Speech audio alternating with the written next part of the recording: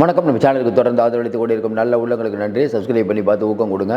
தொடர்ந்து தமிழக அரசு, அதுவும் குறிப்பாக பார்த்தீங்கன்னா திராவிட மாடல் ஆட்சிக்கு எதிராக பலவிதமான விமர்சனங்கள் தொடர்ந்து வந்துட்டு இருக்குது. ஒரு பக்கம் கர்ப்பிணி பெண் ரயில் விஷயத்தை நம்ம பார்த்தோம். அவங்களுக்கு உயர்தர சிகிச்சை அளிச்சிட்டு இருக்குன்னு சொல்லிட்டு நிம்மதி அடையும் போது இப்போ நம்ம பேசிகிட்டு இருக்க நேரம் இன்னொரு சம்பவம் நடக்குது. அவர் கைது செய்யப்பட்டிருக்காருங்கிறாங்க. தொடர்ந்து இந்த மாதிரி பெண்களுக்கு எதிரான குற்றங்கள் தொடர்ந்து நடந்துட்டு இருக்குது. ஆனால் திமுக கூட்டணி கட்சிகள் இதை பற்றி வாய் திறப்பதில்லை. மக்கள் அவங்கள பார்த்துட்டு தான் இருக்காங்க. யார் மக்களுக்காக போராடுகிறவர்கள் அப்படிங்கிறது மக்கள் பார்த்துட்டு தான் இருக்காங்க. அமாஸுக்காகவும் அமெரிக்காவுக்காகவும் குரல் குடிக்கக்கூடிய கம்யூனிஸ்ட் தோழர்கள் ஏன் இதற்கு பெருசாக ரியாக்ட் பண்ணல நமக்கு தெரியல. இன்றைக்கி ஏடிஜிபி பதவியில் இருக்கக்கூடிய ஒரு ஏடிஜிபி அவர்கள் என்னை உயிரோடு எரிக்க சதி பண்ணுறாங்க அப்படின்னு 8 மாதத்துக்கு முன்னாடி கடிதம் எழுதி, அதற்கு பிறகு இப்போ தான் அது ஊடகங்களில் கசியப்பட்டு, அதற்கு பிறகு டிஜிபி ஒரு விஷயத்தை சொல்கிறாரு.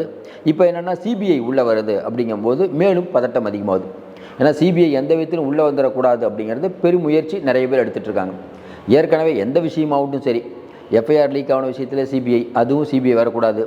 கள்ளக்குறிச்சி, அதுவும் சிபிஐ வரக்கூடாது. கள்ளக்குறிச்சிக்கு சிபிஐ வந்துருச்சு, கொடுத்துட்டாங்க. இன்னும் குறிப்பாக சொல்லணும்னா இன்றைக்கி எஃப்ஐஆர் யார் கசிஞ்சதுன்னு சொல்லிட்டு சென்ட்ரல் கவர்மெண்ட்டு தான் காரணம், அப்புறம் ஸ்டேட்டு தான் காரணம், அப்புறம் கசியவே இல்லை, இப்படி மாறுபட்ட தகவல்கள். உண்மையிலே நமக்கு ஒன்று புரியல, உண்மையிலே கசிஞ்சதா இல்லையா அப்படின்ட்டு. இதில் பத்திரிகையாளர் நிறைய பேரை விசாரித்து அது ஒரு பெரிய விஷயம் ஓடிட்டுருக்குது. தொடர்ந்து டைவெர்ட் பண்ணுற மாதிரி நிறைய விஷயங்கள் ஓடிட்டுருக்குது. இந்த திருப்பரங்குன்றம் விஷயம் அப்படிங்கிறது திட்டமிட்டு பெரிதாக்கப்படுகிறதோ, மற்ற விஷயம் எல்லாம் மறக்கடிக்கப்பட்டு அப்புறம் உண்டியலில் பணம் போடுறது, அதை உடனே திரும்பி வாங்கிறது, இதெல்லாம் பார்த்திங்கன்னா இந்து முன்னணிக்கு கிடைத்த வெற்றின்னு அவங்க ஒரு பக்கம், பெரியாருக்கு கிடைத்த வெற்றின்னு இந்த ஒரு பக்கம். அதுக்கப்புறம் பார்த்திங்கன்னா இப்படிப்பட்ட சூழ்நிலையில் திமுக அப்படிங்கிற ஒரு கட்சி மற்ற விஷயங்களை கவனம் செலுத்துறதெல்லாம் மக்கள் யோசிக்கக்கூடாதுங்கிறதுக்காக இந்த மாதிரி திருப்பரங்குன்ற விஷயத்தை இவங்களே கிளப்புறாங்களாங்கிற சந்தேகம் வெகுஜன மக்களுக்கு இருக்கிறது. இப்படிப்பட்ட சூழ்நிலையில் ஏடிஜிபி அவர்களுடைய குற்றச்சாட்டு, அதனை தொடர்ந்து எழக்கூடிய சந்தேகங்கள், ஏன் நம்ம இதை கேட்குறோம்னா, இப்போ திமுக காரங்க நிறைய பேர் சொல்கிறது இந்த ஆட்சியில் சட்டம் ஒழுங்கு சூப்பராக இருக்குன்ட்டு. நீதிமன்றங்கள், பல நீதிமன்றங்களில் இந்த ஆட்சியை பற்றி எழுந்த விமர்சனம் என்ன? காவல்துறை ஆணையரை பற்றி சொன்னதெல்லாம் நம்ம பார்த்துருக்கோம். அதேமாதிரி ஞானசேகரன் விஷயத்தில் எஃப்ஐஆர் எப்படி லீக் ஆச்சு, முதல் தகவல் அறிக்கை ரொம்ப ஃபஸ்ட்டு எடுத்த ஒரு 2-3 வரிலாம் பார்த்திங்கன்னா அந்தளவுக்கு மோசமாக இருக்கிறது நீதிமன்றம் சொல்லுது, நம்ம சொல்லலை. இப்போ நீதிமன்றங்கள் இன்றைக்கி தமிழக அரசு மீதான பார்வை எப்படி? உங்கள் தலைமைச் செயலரை கூட்டு நீங்கள் நீதிமன்றத்தில் ஆஜராக சொன்னாங்களா இல்லையா? இது உங்கள் கவர்மெண்ட்டுக்கு எவ்வளோ பெரிய தலைகுனிவுங்க. ஒரு சீஃப் செக்ரட்டரி வர சொல்கிறாங்க, உடனே உச்சநீதிமன்றத்திலே நீங்கள் தடை ஆணை போகிறீங்க. அதுக்கு செலவு பண்ணுற காசு நம்ம காசு தான். இப்போ நீங்கள் பார்த்துட்டு இருக்க உங்கள் காசு தான். திமுக உடன்பரப்புகளோட மகிழலாம். பொதுமக்கள் ஏற்கனவே நிதி நிலைமையில் தள்ளாட்டிகிட்டு இருக்கும்போது 40-50 லட்ச ரூபா செலவு பண்ணி ஸ்டே ஆர்டர் வாங்க போனீங்க, எது ஆஜராகக்கூடாதுங்கிறதுக்காக. ஒரு தடவை ஆஜராகிட்டு வந்தால் என்னங்க, அதுக்கு இவ்வளோ செலவா? கடைசி ஆஜராகியே தீரணும்னு சொல்லிட்டாங்க, ஆஜரானீங்க. எதுக்கு என்னென்ன உங்களுக்கு புரிய மாட்டேது. ஒரு பக்கம் ஆளுநர் செலவழிக்கிறாங்க, நீங்கள் சொல்கிறீங்க, நீங்கள் செலவழிக்கிறாங்கன்னு எதிர்கட்சி சொல்லிக்கிறீங்க. இப்படி வீணான வெற்று விளம்பரங்களில் இந்த ஆட்சி கவனம் செலுத்தினால் எங்கே போகிறோம் நாம்? ஒரு பக்கம் போதையில்லா தமிழகம், போதையில்லா தமிழகம் விளம்பரம் கொடுத்துட்ருக்கீங்க, சூப்பர். ஆனால் இந்த பக்கம் பார்த்தீங்கன்னா போதை பெருமளவுக்கு பெருத்து ஓடுது, நிறைய சமூக குற்றங்கள் அதனால தான் நடக்குது. நிறைய பேர் சொல்கிறாங்க, என்ன தான் பதில் இதுக்கு? யார் தான் விடிவு காலம்? நம்ம திமுக உடனே நம்ம வருத்தமாகுது என்னன்னா, உடனே திமுக ஆச்சு நீங்கள் குறை சொல்கிறீங்கன்னா, ஏற்கனவே குட்கா புகழ் விஜயபாஸ்கர்னு சொன்னீங்கல்ல சார், என்ன சார் ஆச்சு? நீங்கள் என்ன சார் ஆச்சு? ஏற்கனவே வேலுமணி டெண்டரில் ஊழல் பண்ணாங்கன்னு சொன்னீங்கல்ல சார், நீங்கள் என்ன சார் ஆச்சு? மதுரையில் பாலதார சாக்கடை எங்கே என்னாச்சு? சென்னையில் ஒரு சொட்டு தண்ணீர் கூட தேங்காது, நீங்கள் என்னாச்சு? இப்போ சாத்தனூர் அணையை திறந்து விட்டு, செம்பரம்பாக்கம் அணையை திறந்து விட்டு அவங்க தப்புன்னீங்க. இப்போ சாத்தனூர் அணையை நீங்கள் திறந்து விட்டீங்களா, என்ன ஆச்சு? அதே மாதிரி இப்போ பொள்ளாச்சி பாலியல் பிரச்சனையில் அவங்க 7 நாளுக்கு அப்புறம் எஃப்ஐஆர் போட்டாங்கன்னு நீங்கள் சொன்னீங்க. இப்போ அவங்க சொல்கிறாங்க யார் இந்த சாருங்கிறாங்க. அப்போ நீங்கள் மாற்றி பேசிட்டு இருந்தால் மக்கள் என்னதாங்க ஆவாங்க? ஆனால் எதுவுமே நாங்கள் பேசக்கூடாது, நாங்கள் 2 பேர் தான் ஆட்சியில் இருக்கணுங்கிறது எந்த விதத்தில் சரியான ஒரு அணுகுமுறை இருக்கும்? கொஞ்சம் யோசனை பாருங்கள். அப்போ 2 பேருக்கு மாற்றி தான் மக்கள் கொடுப்பாங்க. இன்னொருத்தர் புதுசாக வந்துடக்கூடாது, வந்தால் அவருக்கு 2% வாட்டு தான் இருக்குதுன்னு அது ஒரு பல்லவி பாடுவீங்க.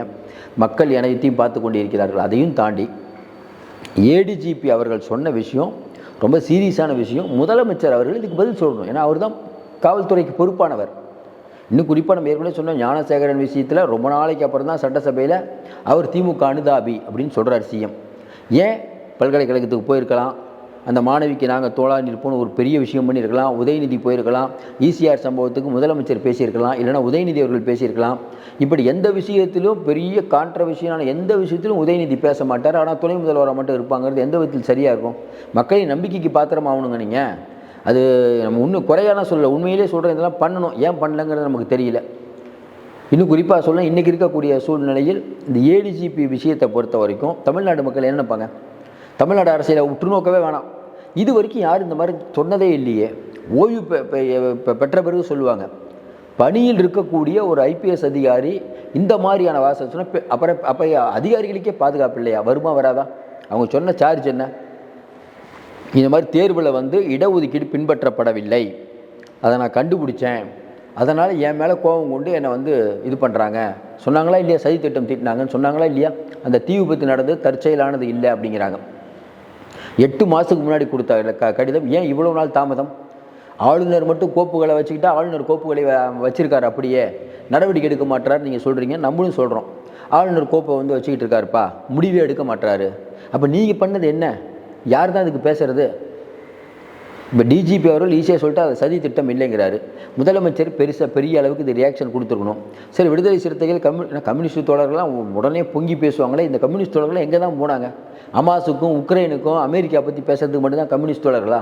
நீங்கள் அங்கே தான் நீங்கள் உக்ரைன்லேயும் அமெரிக்காலேயும் போய் அங்கே நில்லுங்க எலெக்ஷனில், எதுக்கு இங்கே நிற்கிறீங்க? கம்யூனிஸ்ட் தோழர்கள் மீது நமக்கு மரியாதை இருந்தது. வர பார்த்தீங்கன்னா இப்படிலாம் அவங்க ரொம்ப வருத்தமாகுது அவங்க நினைக்கும் போது. நமக்கே வெளியில் வரக்கூடிய தகவல்னா கம்யூனிஸ்ட் இயக்கம் திமுக 10 கோடி வாங்குறாங்க, 5 கோடி வாங்குறாங்க எலெக்ஷனில். அவங்க எப்படிப்பா பேசுவாங்க?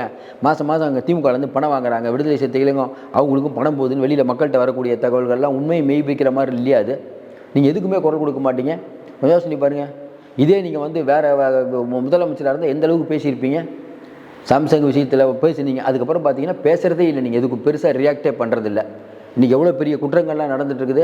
போச்சாம்பள்ளி விஷயமாகட்டும், இந்த மாணவிகள் விஷயமாகட்டும், திண்டிவனத்தில் மாணவிகள் விஷயமாகட்டும், இப்படி பல விஷயங்கள் இருந்தாலும் எதுக்கும் நீங்கள் குரல் கொடுக்க மாட்டோம். ஆனால் கம்யூனிஸ்ட் தோழர்கள் ஓட்டு போடணும் மக்கள்னா எப்படிங்க ஓட்டு போடுவாங்க? வேங்கையவியலுக்காக திருமாவளவன் இன்றைக்கி போய் முதலமைச்சரை பார்த்து ஒரு 4 கோரிக்கையை கொடுத்துருக்காரு. 4 வருஷமாக நீங்கள் கோரிக்கை கொடுத்து நிறைவேற்றாத முதலமைச்சராக இப்போ நிறைவேற்ற போகிறாரு. 4 வருஷம் கழிச்சு தான் உங்களுக்கு ஞான உதயம் வருமா? மக்கள் கேட்பாங்களா இல்லையா கேள்விகள்? ஒன்றுமே புரியல. கேட்டால் அதிமுக பலமாக இருக்கணும், முதல்ல உங்கள் கூட்டணி பலமாக இருக்கான்னு பாருங்கள். உண்மையில் அதான் நம்ம சொல்லிகிட்டு இருக்கோம். அதிமுக பலமாக இருக்கணும், இல்லை இது பிஜேபி வந்துடும். ஆமாங்க, பிஜேபி எப்படிங்க வராமல் இருக்கும்? இன்றைக்கி கதர்துறை அமைச்சர் காந்தி ஊழல் பண்ணுறாருன்னு அண்ணாமலை சொல்கிறாரு.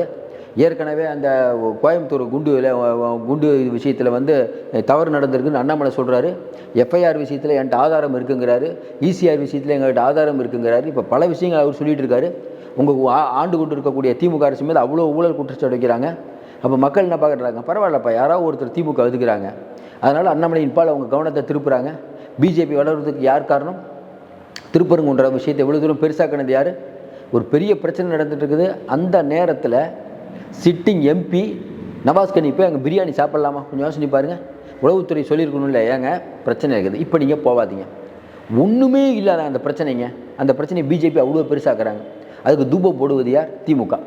கேட்டால் மதவாத சக்திகள் தமிழகத்தை காப்போம், உங்கள்கிட்டருந்து முதல்ல தமிழ்நாட்டை காக்கணும் போலகுது. உண்மை தான். இப்படிலாம் பேசுகிறோம், ரொம்ப வருத்தமாகுது. என்ன நடந்துட்டு இருக்குது? இது எதுவுமே கேட்கக்கூடாதுங்கிறது எந்த விதத்தில் சரியான அணுகுமுறை சொல்லுங்கள். நீங்களே கொஞ்சம் யோசனை பாருங்களேன். பெரியார் அவர்கள் இந்தியாவுக்கே இந்த ஜாதிவாரி கணக்கெடுப்பு இந்த விஷயத்துக்கெல்லாம் முன்னோடியாக இருந்தார். பெரியாருடைய கொள்கையை ஏன் திமுக நிறைவேற்றவில்லை? விஜய் கேட்குறாரு. ஸ்ட்ரெயிட்டான பதில் இருக்கு அவங்ககிட்ட. அதுக்கப்புறம் நம்ம என்ன கேட்குறாரு? ஒரு குடும்பம் சுரண்டுதுங்கிறாரு. அதற்கு தெளிவாக நாங்கள் சுரண்டவே இல்லை, நாங்கள் உத்தம சீலர்கள். 1 ரூபா கூட ஐயா ஸ்டாலின் அவர்களோ இல்லை உதயநிதி ஸ்டாலின் அவர்களோ எந்த அமைச்சரும் சம்பாதிக்கலை அப்படின்னு திருமாவளவன் அவர்களோ கம்யூனிஸ்ட் இயக்கங்களோ என் திமுகவோ சொல்ல மாட்டீங்க. எதை கேட்டாலும் விஜய் 2% 3% ஓட்டு அவருக்கு. அரசியல்னா தெரிய வேணாம் சார், மக்களுக்கு நல்லது பண்ணால் போதும் சார். மக்கள் நல்லது பண்ணுற சார், மக்கள் நீங்கள் அரசியல் எதுக்கு சார்?